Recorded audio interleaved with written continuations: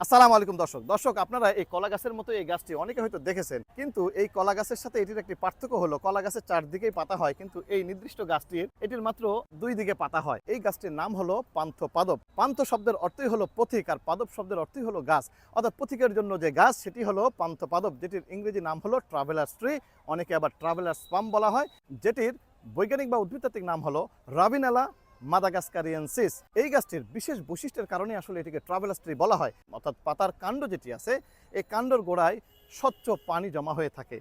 পথিক যখন এই তৃষ্ণার্ত হয় তখন এই গাছের কাণ্ডের ছিদ্র করে সুপ্রিয় পানি সেখান থেকে সে তৃষ্ণা নিবারণ করতে পারে। এটি বিভিন্ন সময় ফুল দিয়ে থাকে, ফুলটি খুব আকর্ষণীয়, যদিও এটির ঘাম খুব একটা নেই। এই বীজ থেকেও আপনি গাছ করতে পারেন, আবার এই গাছের গোড়া থেকেও সাকার হয়ে থাকে, যে সাকারটি দিয়েও আপনি গাছ করতে পারেন।